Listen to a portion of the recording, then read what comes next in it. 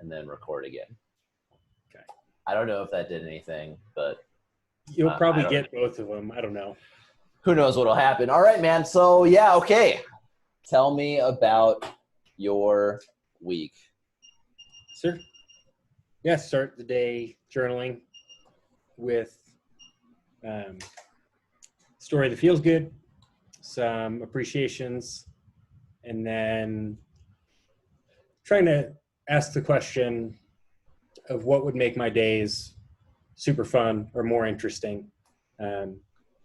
And still just waiting for something new to pop up that is exciting for me. There's like, not that there's not a lot of greatness in kind of the repetition and the things that I already have that I know I enjoy, but just kind of that asking for more, looking for more, staying curious about it. I think everyone's looking for variety right now. I think everyone's kind of seeking newness, I think. A lot of days can blend into each other, kind of be the same. I don't think you're alone in that boat. So what have you come up with? Yeah, a big one for me is just cooking more interesting things. Like, cooking for me is one of the most fun activities that I have. I get a lot of joy. Fresh, clean water. Oh, man.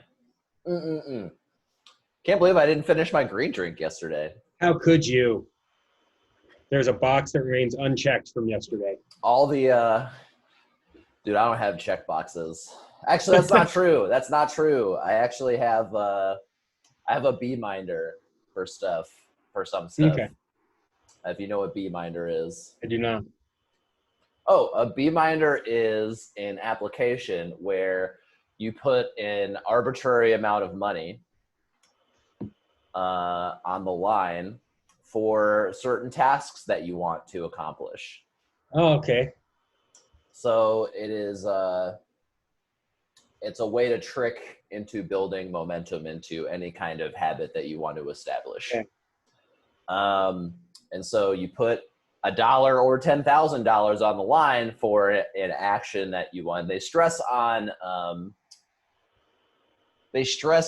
actions and behavior and not outcomes. So an outcome would be like, I lost a pound of whatever. I lost a pound. That would be an outcome. An action would be, I don't know, 10,000 steps or whatever it is. This isn't recommended for Jordan. This is not recommended for Jordan at all. Yeah, it's funny. I can immediately, my version of my bullshit detector is so heightened for stuff like that now that it doesn't even really sound appealing anymore. Just because I know for me what it tends to feel like. Well, this isn't, Jordan has the opposite problem. Yeah. Right?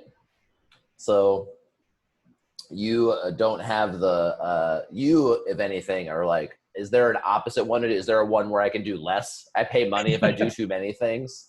Like that would be your app.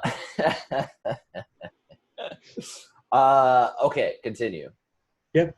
On your thing. And then, so after I finish journaling, I shower.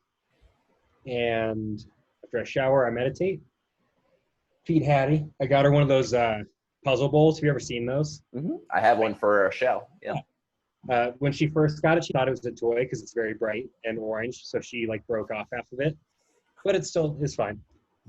And so I feed her, and then I feed myself.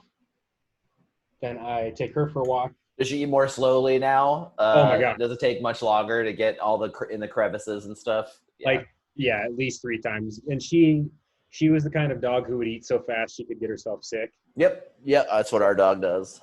Yep. So it was, dude, I'm sure it was similar for yours since she was a rescue, but I have the picture of her when I got her, and she was basically skin and bones because she was like a New Mexico street dog. Yep. And so I think there's still some, like, much like what we go through when we restrict food and stuff like that, right? Like there's a not enoughness, man. It's a great analogy. It's like, they're like, okay, well, this is the only time I'm going to get food ever in my life. You know, when my girlfriend leaves, she has a really strong connection to her. It's like, okay, she's gone forever. She's never coming back. So I'm just gonna sit and moan. I'll be here too. I'll be here, and I'll be like, Shao, what's up? And she'll just be like, howling at the non-existent moon as my girlfriend is out doing whatever she's doing, and until she comes back. It's adorable. But yes, it's the same stuff. Like we're we're all mammals, and there's just not, we've been programmed, especially these dogs that, like, you know, Xiao was just who knows what horror she saw when she was being raised for meat in China. And it was like, you know, yeah, if food comes in front of her, even water, she'll drink so much water that she gets sick and throws up. So we have to, like, she has a hamster bottle that she can drink out of. That's her. Like a larger hamster. She's small enough where it's like a hamster bottle that's this big, for reference, like iPhone tall, basically, or like, and that's what she drinks out of, because she'll just slurp up too much, and then she'll just puke on the carpet or something. Yep, that sounds weird. So yep. Great analogy great analogy on the not enoughness. I guess there's an interesting translation with the, like, because I always thought about the food not enoughness as like, I am not enough, so I've got to, like, and the food is like kind of a relief from that anxiety of it. And but it's also like, there is not enough. Yeah, that one for me is almost the bigger one. It's like, there was so many years of ingrained, like, prep starts soon, I need to get back on my prep diet, I just had a show, whatever it was. Like, there's a finite number of opportunities to eat the food that I want to eat. So every opportunity that I don't take to do that is like very high stakes. Right, but like, why was Jordan even competing in the first place? Oh yeah, that was like a whole separate matter. They're not separate. Yeah, okay, yeah. There was just like a generalized experience. I'm not trying to be like, your feelings are wrong, but but they're fucking wrong. But your understanding of them maybe is incomplete. Or I don't think that's true either. I just think nudge you in another direction there. But yeah, it's like, why would Jordan compete in the first place? But yes, I agree. There is I got to get this in now while I can. But what inspired that in the first place, right? Well, let's go down one level. Yeah. Why was I even in that scenario? Yeah, because I had created so many rules and regulations around what food was okay and not okay. And I must punish myself to get back to being good. And why did we put the food in those categories? Because food determines our worth, man. Yeah. Well, why? I ate for breakfast. Yeah, it's like, I know at least for me, I would get so many feel goods out of being the guy who walks in with his 6-pack bag and slaps it down and pulls out his like 5 or 6 predetermined meals, and everyone's like, oh my God, you're so dedicated, blah-de-da-de-da. Yeah, and why did you get so dedicated to fitness and bodybuilding? And yeah, I mean, it was, in a lot of ways for me, it was a defense mechanism, I think, of like, if I stay within these guardrails, I am doing enough things with my life that I don't need to worry about these other things. It was an artificial, and I mentioned to you before, but there's a retired bodybuilder named Ben Pakulski, who kind of does similar to what we do now ish. But he has a cool podcast where he talks about a lot of this stuff. And for him, awesome. It was like, it's called Muscle Intelligence, if you're ever curious about it. And for him, it was like, he got picked on as a kid because he was kind of fat. And so he was like, he was over 300 pounds on stage. He's like, I'm going to create this suit of armor that makes me indestructible. And in a lot of ways, I had a very similar mentality. It's like, I'm going to be, so good looking or so shredded or so big, like that I'm going to make up or like prove all these people wrong, right? That were picking on me in the first place. And it sounds really funny now because like it just doesn't really I logically can understand and process why I did that and like the steps that it took to have that happen, but it no longer really feels like a thing that I would choose to go do. Well, that's where that's analyzing this stuff and getting to the root causes and conditions of our thinking and our feelings. It's one of the reasons it's so powerful is it becomes almost ridiculous to me. Where it's like, oh my God, even when I'm doing them, right? It's like not like saying, oh, and now I'm free from them forever and I don't like fuck up and do them. It's not really fucking up. It's part of the process. It's just like in meditation when you're like, when the mind wanders and then I become aware of the mind wandering and then I pay attention to that thought or bring it back to whatever my point of focus is, right? Going like, oh, I'm fucked up. Like, that's really silly. No, it's like, that's a rep. Like, that's actually the action. That's what meditation is. And that's what this kind of stuff is I did the thing, right? No, like, it's okay to do the thing. That's a rep is, becoming aware of me doing that and being like, oh, okay, well, where did that come from? Oh, it's this thought that leads to these behaviors. Oh, okay. Like, this is a familiar thing. Now it is. And then do that enough times. And what kind of occurs is, and I'm sure you can speak to this too, it like, because we just mentioned it, was just like, oh, this is fucking silly. This is silly. Like a silly Billy like behavior here. And when I get really good at it, like at least the stage goes, I become aware of it at some point. Then I become aware of it like really soon after the fact. And then I become so aware of it, I can prevent myself from doing it. Before it happens, it's kind of like, and then I get so good that I don't do it anymore. And then I get so good that I don't even have to, it just automatically just doesn't happen. And then it goes into effortlessness. And that's kind of the trajectory in my experience. And then one day out of the blue, it'll just come out of nowhere seemingly. It's like, oh shit. Okay. All right. All right. Holy damn.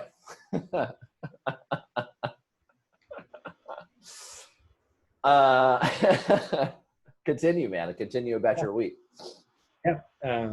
So I think we left it off after walking the dog, maybe, but then I start work and how's work going, by the way? Like with the whole, like, you had a big project and you were like, I don't know if I can do it, but then you talked about it and they were like, you're fine. And then here's some resources and like, so what's up with that? I just really don't like what I'm working on. Like, that's what I've come to terms with. I don't like this type of work. Making an SDK? Mostly now I'm in the building a documentation site and like a bunch of like writing. You're making a static website? I'm writing our docs? Stylist and like all the demos and examples and. Oh, so you're a doc writer now? Yeah, apparently I'm a very well paid doc writer. It fucking sucks. That's horrible, man. That's like, and it's like, it's just one of those things where, and I started to feel really bad about it. It's like, I started beating myself up, and I'm still doing this. I did it a lot yesterday of like, why am I so ungrateful for this high paying job that gives me so much freedom to do all these different things? And it's like, because I just don't fucking like it. Exactly. Like, Matt, so look, there is a fine line, right, between like, yes, I can appreciate my life at any point in time, wherever I am. No matter how weird or bad it gets, I can always find something. And I can also desire other things. And I don't have to stay in a place or situation that I don't want to stay in. I also, this is the tricky part, right? Is like, how do I balance practicing appreciation and contentedness while still desiring for more and different things? I've been bumping into that one a lot lately. How do those balance inside of me? And those seem like distinct and separate things, but they are not. And the difference is there's a wanting and a desiring that's coming from a place of lack, and then there is a wanting and a desiring that comes from an eagerness, knowing that it will happen. And those are two very different places. but they're seemingly the same thing. And eagerness is an excitement, knowing that I'm going to get to a place. I just giving a very simple example is like, I'm working on a feature. I know I'm going to get to the end of this feature. I just sit down and methodically going through it, and it will be done. And I'm excited because I'm like, oh, awesome. I know I've got to do this. I've got to pull this out. I've got to pull this out. Conversely, writing a feature that is kind of scary and I actually don't know how to get to the end feels very different because I don't know if it's going to happen. Yep. I don't know if I can do it. Those are two very different places to be. Both of which I'm desiring to be like, the desire is to finish the feature. The desire is to do the feature. Right.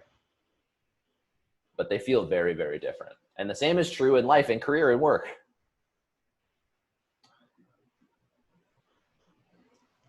Yeah, I'm definitely feeling that one of like, I still have the desire, but it's mostly like, I want to get this shit done so I don't have to look at it anymore. Rather than like, I'm excited to do this, or excited to knock these things out. Well, look, doing doc sounds boring as fuck to me, right? That's not what I signed up for. How long is this whole thing going to be? Is this your job now for forever? The docs is the majority of what I have left to do for this SDK. Yeah. Well, like, how long is this going to take? Internal alpha is October or something, 20th, I think. And external beta is Jan 22, I think. So 6 months. Yeah. Yep. And I'm the only guy on the team, so it's like this is my cross to bear for the moment, and that's okay. So 6 months of doc writing. It's 6 months of doc writing and generating examples and like cookbooks and stuff on how to do this. Because the SDK is one React component and like a couple of helper things. The SDK is pretty much done.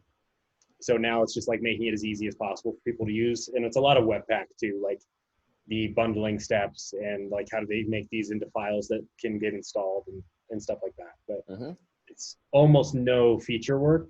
Like there is zero product work, which I've actually found I really like. Yeah, I can't stand building product. I love building tooling. Yeah, I'm finding the opposite for me. Like I love building tools for engineers. I can't stand building a feature. It's the most boring thing to me in the world. It's just like, and maybe it would be different if it was like in a product that I use all the time. Right. But for us, it's like, it's a time series database, which I don't use day to day. And so for me, I write code all day and I really know what makes my life better as a programmer. And so being able to make or establish patterns in the code, I actually shouldn't even say tooling. It's just, I know what frustrates me during like writing code, and I know like the warts in the software. And so writing stuff that makes writing stuff easier for the rest of the developers is what I really like doing. So if there's like this really hairy part of the code base, if I can like write a wrapper out, like you don't need to think about this anymore. You just call this function and it's done for you. And like it's stuff like that. Or it's like, oh, the Webpack build times are way too long. Well, let me spend a few days and find out how to make this 4 times as fast, right? So it's going from, I was waiting 7 seconds for a page to reload to now it's sub-second for a page to reload. It's fucking life altering. When I'm reloading the page, like when I'm saving my files like 800 times a day, right? So it's stuff like that. Yeah. Or it's like that I just anything that just makes our lives better. It's like I feel like it's such a much longer lever than writing a feature. Oh, for sure. And it's also like features make everyone's lives worse. It's actually so true. As far as the developers go, it just adds complexity to the app, and it's going to eventually get old and suck. And I guess the same is true with the tooling and things, but features just make everyone but the feature user. But anyway, so this is actually a cool spot. So you're in a job the feature you have is that like this, all of the interesting stuff is done, and now it's kind of the stuff that is okay. So what's another perspective that you can have on this work that isn't, this is just boring? Yeah. It's stuff I never would have learned otherwise. Like, I would not have gone out of my way to learn a lot about Webpack and build scripts and tooling and stuff like that, which now I get to, and I can be someone who knows that stuff. That's really nice to know a bunch about Webpack. Like, it's cool. But like, less selfishly, what's other, and there's nothing wrong with being selfish. But yeah, what's another way to think about this work? Like this part of the work. Yeah, it's going to make, ultimately, people who are consuming this SDK, if I do this work well, it's going to make their lives a lot easier. Like, yeah, so I wonder if you could take your weebiness, right, and take advantage of this culture that you idolize so much, right, and kind of apply some of that thinking into this work, where it's like, what if I can be the package wrapping kiosk agent at the airport, right? Yeah. Like putting a bow on your carry-on, kind of your kettlebell or whatever it was in that particular podcast, of which I thought was hysterical. Of course, so Japanese. All right. Oh, you have this weird object that you're bringing on the plane? All right, well, let's wrap it up and put a beautiful bow on it. Like, that's so Japanese. It's great. Yeah, what if we can make this, instead of like, I've got to go do this now, this kind of thing sucks, and flip it a bit and be like, how could I make this the most awesome experience for the people that are going to consume this, where they come to it and like, these are so well put together, makes this so easy and so good to use. Yeah, I mean, that already feels much, much better. Well, it's easy for me. I don't have to do it, right?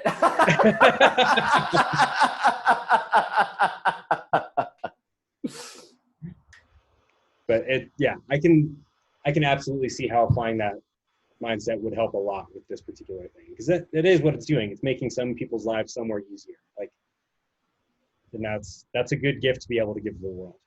No one wants to write documentation, but really good documentation makes my life as someone consuming it that much easier.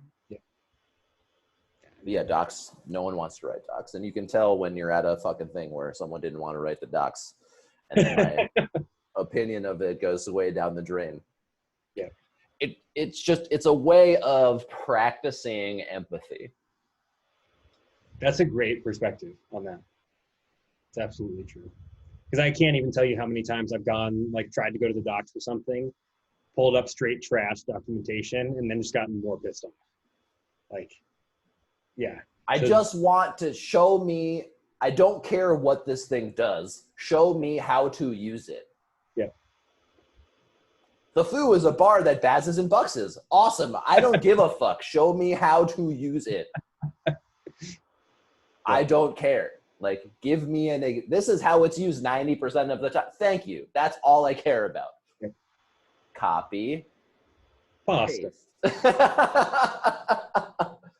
Edit. Refresh. Thank you very much. That's it. Yeah, so maybe a useful or skillful way of thinking. Maybe. Try it out. See how it feels. No, I agree. I think there's a lot of juice to squeeze from that lemon. So, well, yeah, we'll see. And maybe it's a fucking orange. Who knows? I don't know. Or maybe it's not. Maybe it's day old green drink. I have no idea. Try it out. I really hope not. The only thing worse than day old green drink is day old whey, I think. Yeah. Oh, when you go to drink it, having not expecting it. Day old whey is like, I know day old whey is better, is that I've never got, like, I know immediately as soon as I open the container, it's day old whey. Like, I open the blender bottle and it just starts burning my face. Yeah, I've never accidentally sipped that, because I know instantly when I open it. I actually know I have no more whey. I have no more protein powders. I don't have any of them. I don't have any of that stuff in my house anymore. Yeah, the only supplement I really religiously consume is like a greens and a reds drink, and digestive stuff. Other than that, I don't have anything else either. I have the green stuff, obviously, Yep. and then I have vitamin D, Crucial. and then I have Our Lord and magnesium Savior and Joe zinc. Rogan told us so. Yeah. Dr. Rhonda Patrick told me, Yeah. and so I must have I had the vitamin D before, um, and but yeah, vitamin D, magnesium, zinc, Magnesium is a game changer for me as well. and that's it. Do you have that vitamin P though? You can't handle my vitamin P, dude. It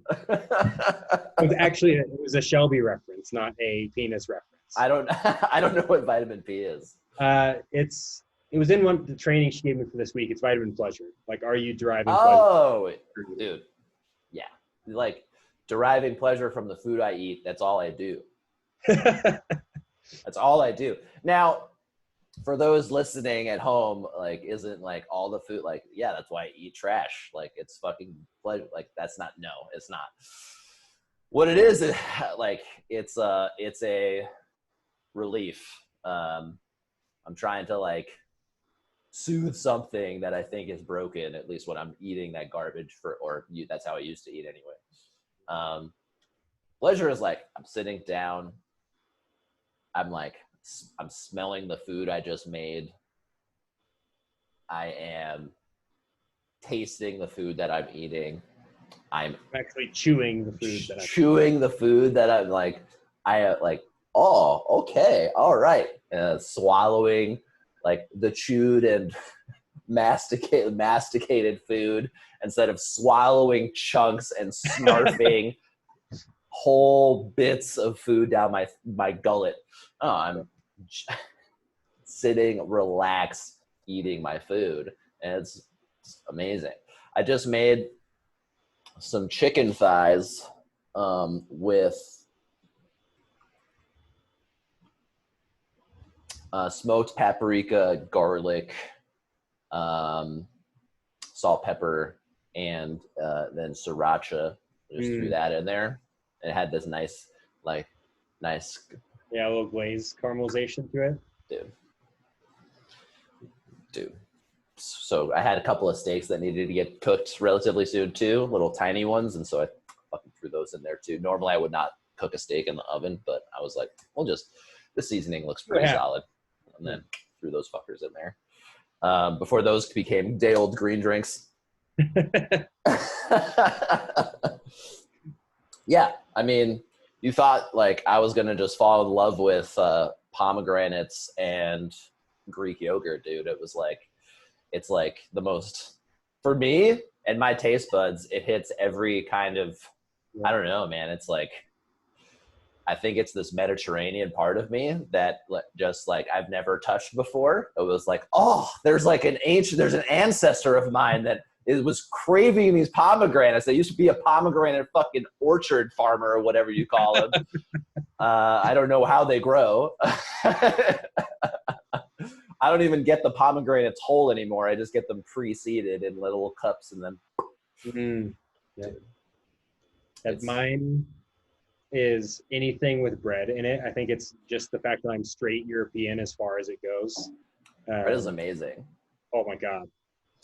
Bread is. I get these baguettes from Whole Foods now that I don't get them from the bakery. I get them from. They're like meant to go into the oven, so they're only partially cooked, and then you finish them off. Yeah. Did I tell you I bought a stand mixer? So I've been making all my own bread now. Mm-hmm. Oh my God. I made homemade pitas and homemade falafel last night.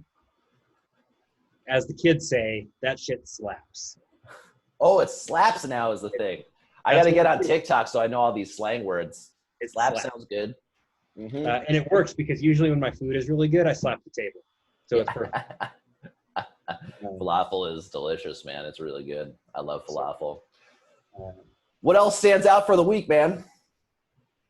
What else stands out for the week? Yeah, you kind of touched on already. It's just like I think I won't speak. Generally, I know that I am looking for like ways to break up kind of these days that are blending together right now, and that'll come. It's yeah. Other than that, just been Wait, so nothing's come to mind?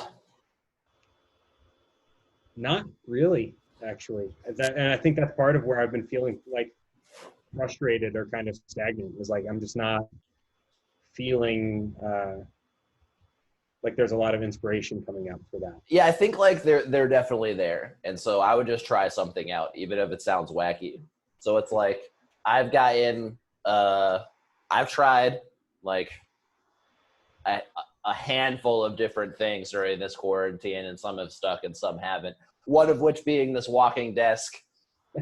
Total game changer. Walked 13 kilometers yesterday, not even noticing. I'm in like my walking shape now is much better. Like I used to be really sore after walking like 6 kilometers. My lower back was all sore. Yeah. And I was like, what the fuck? Like my lower back, but now I'm like, oh, so am I like moving like a human is supposed to move? Because I feel like the way we evolved was walking around all fucking day. And then like kind of just chilling at nighttime or when it got kind of scary outside and huddling by a fire of some variety. I don't know. I didn't live 200,000 years ago. So, but I feel like we moved all day long. Yeah. And I'm getting into a shape of where I can move almost all day and not be all sore. And I sleep better. And it's total game changer. Me having like a little training partner with this Kickoff app is awesome. That's really fantastic. I played poker last night. I played digital poker with some friends. There's actually this fantastic 100% free website that isn't spammy, doesn't ask for your email address, doesn't have weird ass like advertisements everywhere. It's just a nice poker site. And you can create like a private room and invite people with a link and just play cards. It's fucking awesome. Fucking awesome. That's right. I'll send you a link if you want it. And it's really, really good. Played that last night. That was rad. Obviously playing video games is not a new thing, but no. I'm finally actually playing The Witcher 3. Actually playing it instead Maybe I should start Witcher again. For me, it was like a 24-hour, which is a crazy amount of time to invest into a game to just have it turn the corner. But it hit like the 24-hour mark, and now it's the only game I want to play. Like, dude, that's a great feeling. So good. That's a great feeling. Where are you in the world? I just am finishing Novigrad. Heading to Skellige probably. Okay. Yeah, I'm in the Skellige area, and I was like, I can't do this anymore.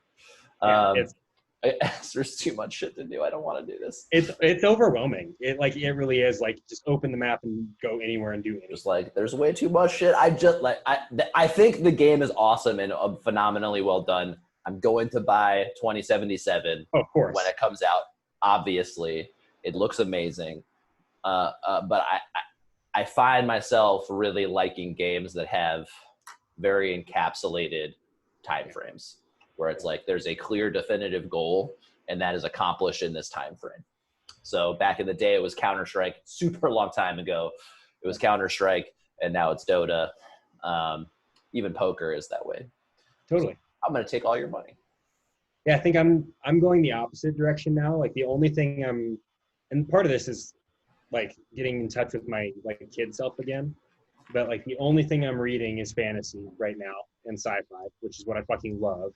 The only games I want to play are like these big, ambitious, you like go do whatever the fuck you want kind of games, which feels really good. I haven't had that like attachment to that kind of thing in a long time. Dude, I love it, man. Dude, immerse yourself. Play around in fantasy. Play around. Experiment with the mind. Expand the mind of like being able to daydream is just so important in the stuff that we do. It's like my idea of what was outrageously cool was like, I want to not die. That was my like bar of how awesome life could get. And then the more the more creative I get, the bigger my life can get. Because it's like, oh, I could do this, and this. And all sorts of possibilities start to open up when I play with that side of my mind. So yeah, no, and it's funny how you said like, yeah, I think there's probably stuff coming up and like of course there are. There's like, but they're to me just like sound super dumb. So I'm like, no, go away. like what?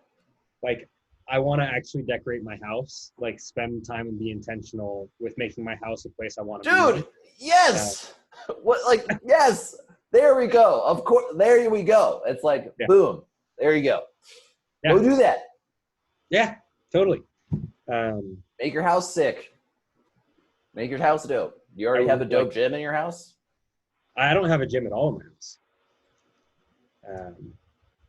house. Dude, like, I have 1,900 square feet, and I would say I'm consciously using less than half of that, probably. Like, in a way that feels really good for me. So bro, if I had your house right now, I would have an entire Alico, I don't know how to pronounce their name. It's an Olympic weightlifting company, and I would have an entire Alico fucking setup in my house. I wouldn't have a full squat rack with like the pins and everything. I would just have that very simple like fork squat rack platform, the weights, the bumper weight like horizontal holder, and I don't know, like 300 kilos of weight. And because my basement is cement floor, so I could put a platform down here super easily. I've thought about that. I've thought about making it a jiu-jitsu dungeon. Like, I have so many ideas that I'm just not executing on yet. That's what I asked you. I was like, well, what idea? And you're like, I haven't come up with any. And I was like, really? Yeah. I'm like, get the fuck out of here. There we go, like 3 things, right? Of stuff that you could go and like fucking play around with. And who knows? No one ever comes to your dungeon. Whatever. It doesn't matter. I fucking played around with it. Like, build it and they will come. You have one now. It's like, throw the gym down there. You know what I would do if I had fucking a concrete floor? I would have dropped $1,500 and I'd have my whole fucking Oli set up and I'd be doing Oli every fucking day. Yeah. That's what I would do. But I have 2 kettlebells and I'm making do. Yeah, I don't even have. And a pull-up bar. Yeah. And people kill for 2 kettlebells and a pull-up bar. So I'm like, and that's what I'm doing. Yeah. So, yeah.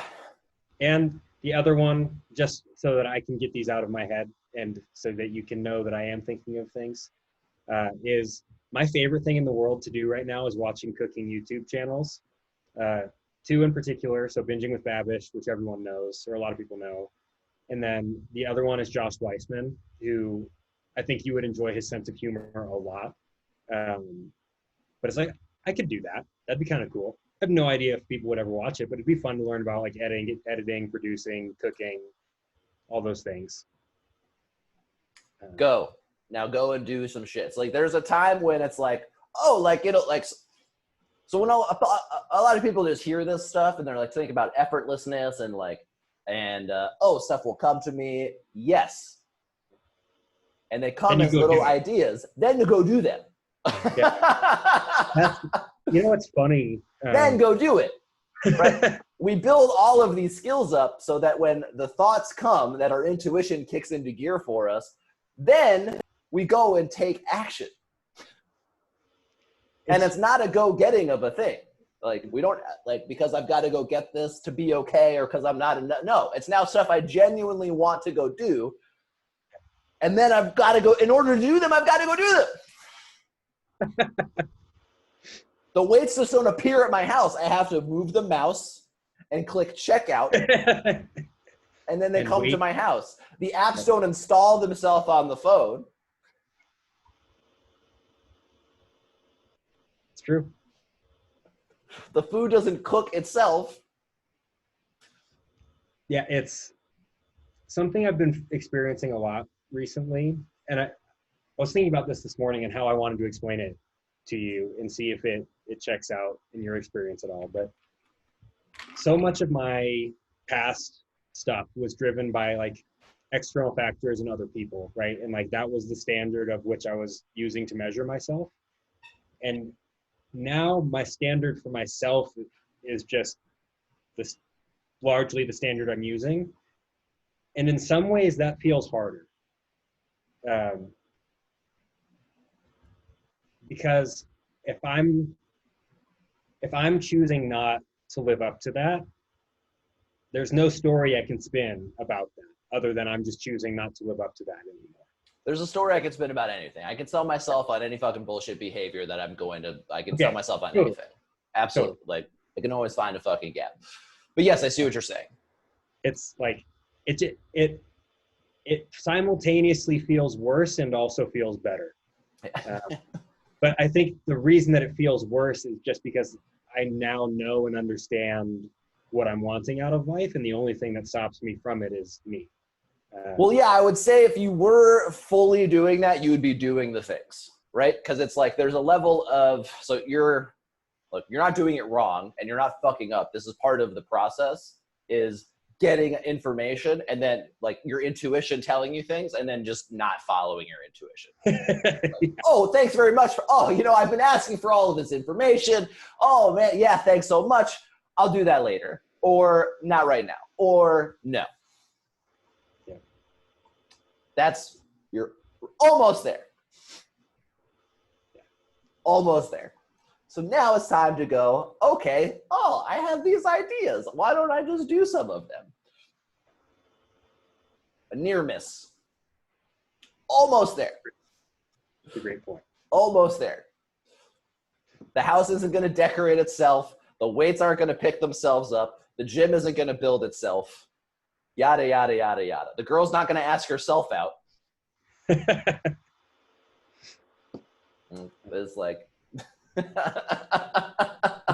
so funny. I'm like, really? You have got no ideas? Like, no, I haven't really thought of anything. 4 minutes later, actually, there's like 12 things I've been thinking about, but those aren't things. No, they're not real things. They're just like they're cute. They're cute ideas. What the fuck? So, and you've already, and to like I'm obviously busting your balls, and being playful here. You've also done stuff, right? You've been doing the Japanese shit, things like that, taking action and other things. But it's like, we got so much time during this day, man. There's like just so much to do.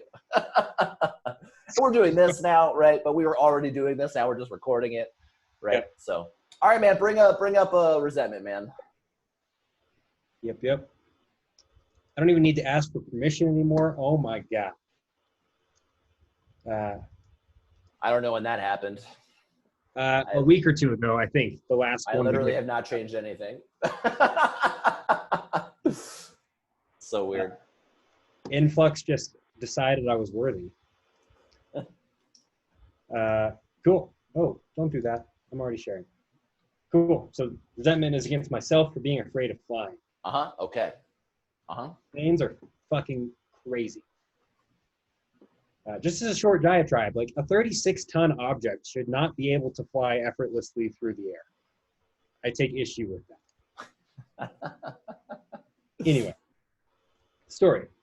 Come on. You've flown how many times now? Pretty sure the odds are in your favor. There's nothing to worry about. In fact, your constant worrying is embarrassing and pathetic. Not just about flying, but in general. Suck it up, man. If you're going to go, you're going to go. There's nothing you can do, especially while flying, to avoid that. Maybe if you weren't so worried, you could actually enjoy the experience and therefore your life more. For someone who fancies traveling the world and living abroad, you sure are a little fucking bitch about the main modality through which you're going to be able to do that. Everyone can tell how nervous you are when you fly, and it's embarrassing. Think of all the times you squeezed Afton's hands or closed your eyes or locked up or just generally freaked out. You're the kind of person people make jokes about after the flight is over. It's sad. Great. Good story. Fact is, I am afraid to fly. That is the fact. That's great. Pride. Yeah, dude.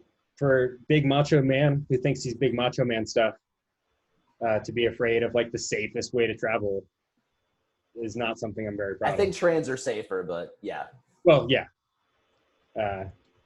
One of the safest. And by far the fastest.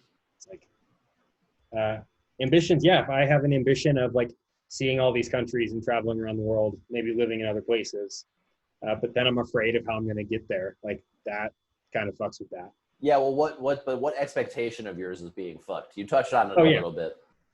Like to not be afraid of shit. Yeah, but what is that like?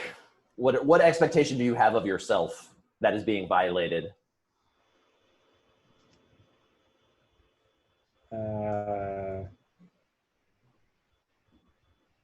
I'm not thinking of anything other than just not being afraid of things.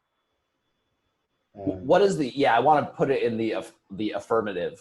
So you have an expectation of yourself. What is another phrase of not like? Tell me what the definition of not being afraid of stuff is. Yeah, What is that word? Fearless. Courageous, brave.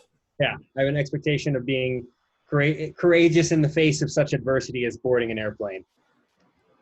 Yeah, yeah, not being a bitch, like you said. Yeah. And then this is fucking with this like Yeah. ego idea I have of myself of being this macho, strong dude, and then I come onto a plane, I'm a little bitch. Yep. So we can see how kind of these expectations we have for ourselves and others kind of impact our emotional well-being. Yeah. Yep, you touched on it a little bit. I was just bring it back to that definition that we have for what ambitions are. Ambitions for people that are looking are like, I want to be a CEO one day. Like that is an ambition. That's not in the context of this. An ambition is an expectation that we have about the world or others, about the way things should be, and then that gets violated in some way. That's an ambition. Yeah. Okay. The more I think about it, the next one I had is pocketbook. The only way it affects my pocketbook is in that there would be trips I wouldn't book because I don't want to fly. So I save money, but that's not really like with a pocketbook is like, I feel like my money is threatened based on this, like on this behavior or opinion or on this resentment. No. Yeah. We're missing this one though. Personal relationships. Yeah, dude, it's fucking embarrassing. Like, to all the people on the plane I don't know, to like whoever I'm sitting with, if it's my family or significant other, like I mentioned with the Afton thing, like, and then I'm causing problems for other people because nobody likes to be around an anxious piece on a plane. Yeah, for sure. Okay.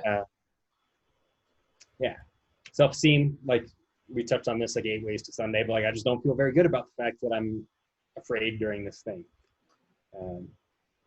What about that is it impacting your self-esteem? It seems self-evident, but let's kind of say what is self-evident. Yeah, it's one of those things that I feel like I'm supposed to just take for granted of how easy and effortless and safe it is. And for me, it's not. So I'm like, I am the outlier with the problem who is afraid of this thing that nobody should be afraid of. And I know, but how does that impact your self-esteem? Yeah, it feels bad. Okay. All right. There we go. Feels bad. But specifically what feels bad? Like about whom do you feel bad? I feel bad about myself. There we go. Exactly. Thank you. All right. Selfish. I am the unique flower that will die from the safest mode of transportation we have. Okay, let's dig in a little bit more about this. So with the fear of are you afraid of driving? Not at all. Okay. What's the difference between you driving and you flying? I'm in control. There we go. Bingo. Exactly.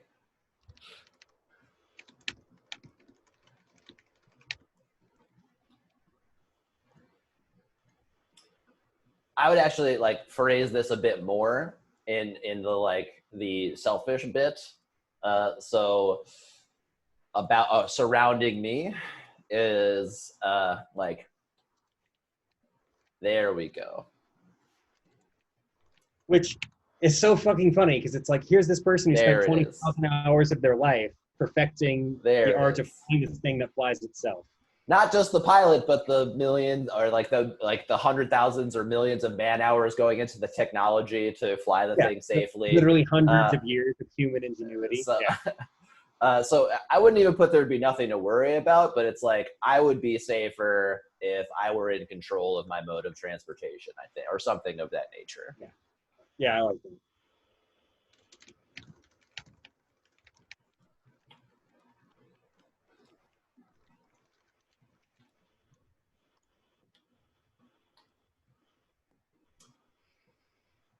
Yep. All right. That's the self. Like this is like selfishness is one of the harder ones. There's like nuance to the selfishness, but that's what this one is about. It's like the fear of the flying is 1,000,000,000% about my control. Yeah. And this is actually a great, before we get into like the dishonesty and the fear of like the need to orchestrate and control the outcomes in my life, that the feeling like that I have to go do this, I need to control things for me to be okay, or otherwise things will not work out as planned, is a big one.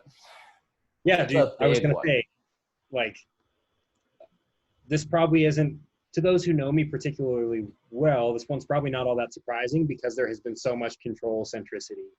Dude, you're not alone here. This is very common. This is very, very common. And the irony is, at least in my experience, when I am super sick and coming from a sick place and acting out of fear, dishonesty, and selfishness, and I try and control shit, the outcomes are so much worse. So much worse. Yeah. So much worse than if I had let things run their course and gone with the flow. Which seems to be in contradiction to what we were just talking about, is time to go take action. What I mean by that is, like, the information I'm getting on what to go do is dramatically different when I'm calm, I'm chill, I'm feeling good. All right, now what do I want to go do? That, cool, now I'll go do that. Yeah.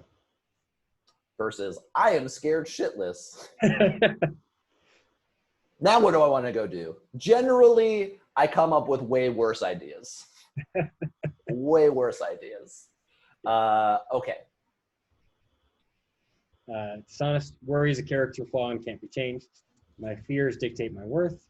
I have no control over my life. I'm a little bitch, and because I'm a little bitch, I can't have the things that I want. Other people around me can tell when I'm nervous and are judging me for it. Being afraid or having fears is not okay. I think those are all good dishonesties, right? So it's like,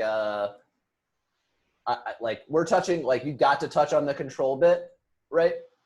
Where it's like, I have no control over my life. That's really, I think, that's like also a fear. A lot of these could be fears too. Yeah. So I kind of thought, I didn't think you would touch on the need for control here, or the illusion of control here, but you did. Looks like you nailed it. What else in the dishonesty?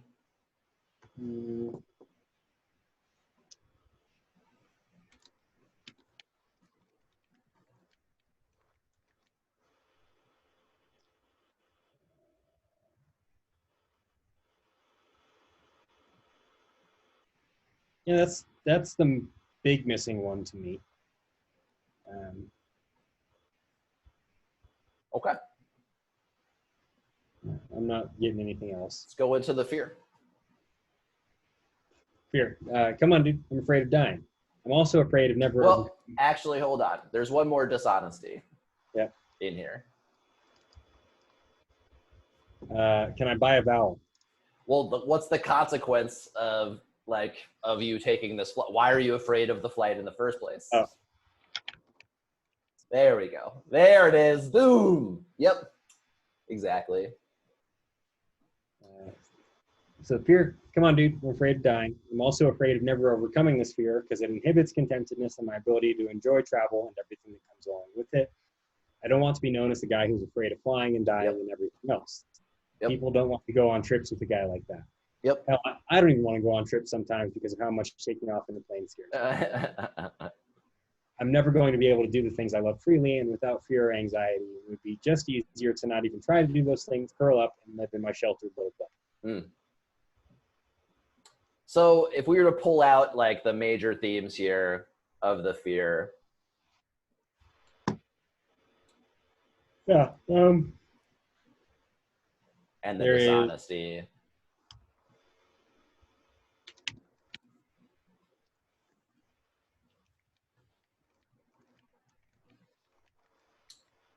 Yep, that's a good one.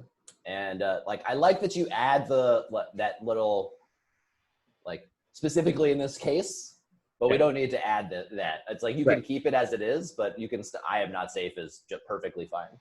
You see how we can distill these down, and they kind of all boil down to the. But it's like sometimes adding the nuance. I'm like, yeah, fine, it works. If it resonates, it resonates.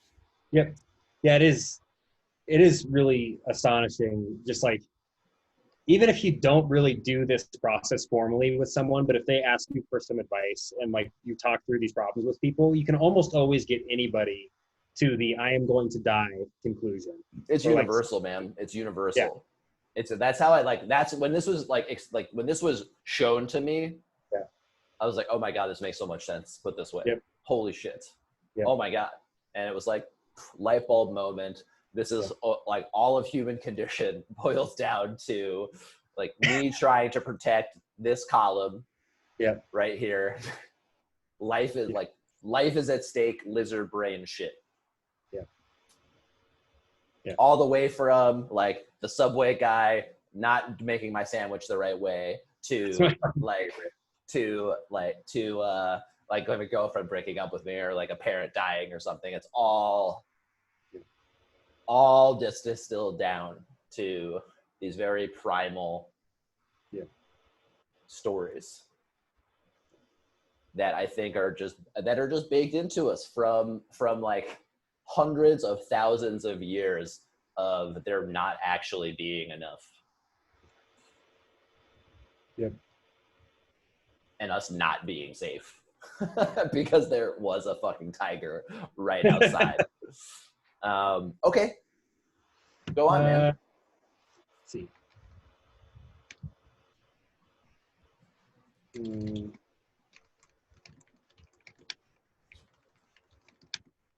Like, why did you put that there?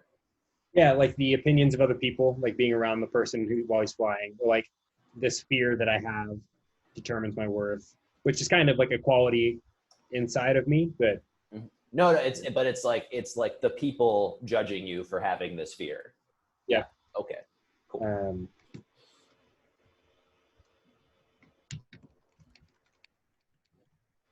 Can't fly. It's not safe. Can't go on trips. It's not cool. Great. Let's see.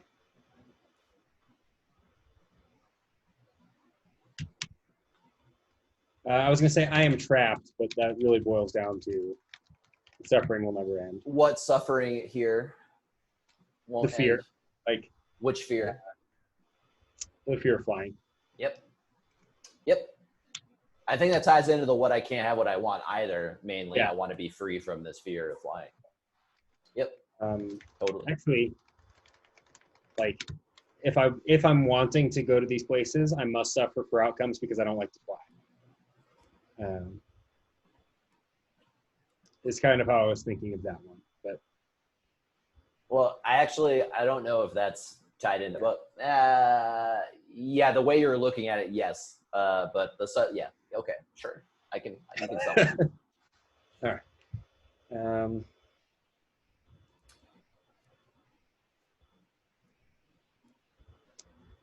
Not sure that I'm thinking of any other ones. Well, like people don't want to go on trips with you. I am alone. There we go. There it is. Perfect. Yep. Yeah, we're touching with the fear of death, man. That's flying's fear of death. It's like my scary shit is super like very similar to this is a very dark ocean. So if I'm out in like a very clear ocean, no problem. Yeah. Like a crystal like light blue ocean where I can see all the shit around, like no problem. Right. But a like super dark blue ocean, the fuck out of here with that shit. I don't know what's in there. I don't know what's down there looking at my fucking legs thinking they're tasty morsels. I have no control whatsoever. Yep. I'm like this tiny speck in this massive, huge prehistoric soup of murderers. That's my, like, I am totally out of control in this little bit here. Yeah. And yeah, so I feel you, definitely. I totally feel you. Everyone's got one, I think. Oh, dude, it's actually really like very reassuring just to hear yours. So thank you for sharing that. No, no problem, man. Yeah, I'm afraid of stuff. I'm afraid of a ton of shit.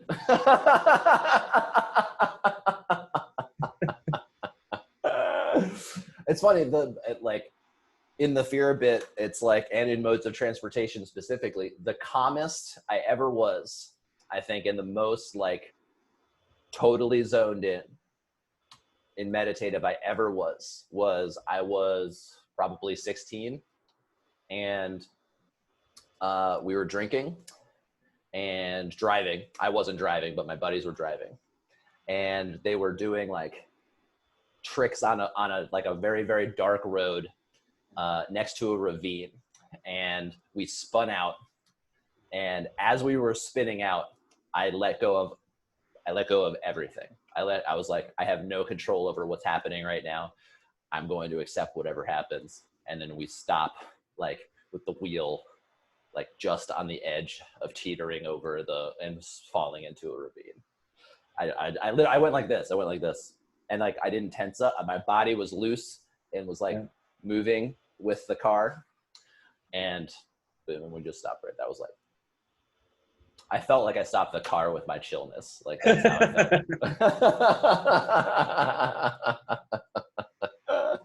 felt. Oh my goodness. All right, man. Great work. Always a pleasure, sir. Another resentment in the books. Yeah, that was a highlight, actually, just to end it. Like I messaged you at the beginning of the week, I am done. Well, we're never done, but of the ones that I like formally wrote down. Yes. I'm done. Great awareness there. We're not done though. The other ones will crop up. This is just practice. But that's what these are. The formal ones for writing them down is just practice, so I can recognize them when they do crop up. Yep. Those are the expansion parts of the whole work. This is the practice. It's all expansion, but it's when I get out into the real world and they crop up in real time, I can analyze them. And then the real hack is like, then they just stop cropping up. I should say the gaps between them are much greater. And then we're just on the hill being like, me forever and ever. All right, man. All right, sir. Take care, brother. See you next week. See ya.